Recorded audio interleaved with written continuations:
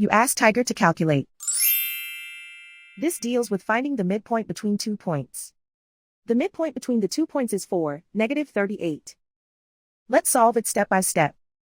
Plot the 2 points and calculate the midpoint using the formula. The coordinates of point 1 are, x1 equals -90, y1 equals -49.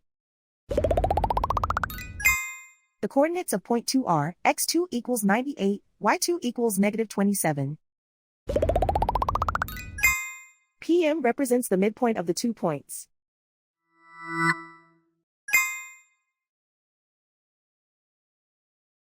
Use the x values in the midpoint formula to find the midpoints x. x1 equals -90.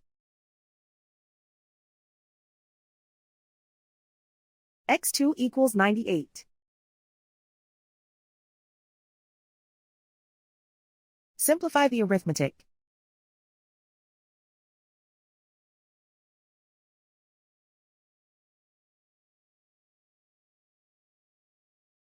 Use the y values in the midpoint formula to find the midpoints y. y1 equals -49. y2 equals -27. Simplify the arithmetic.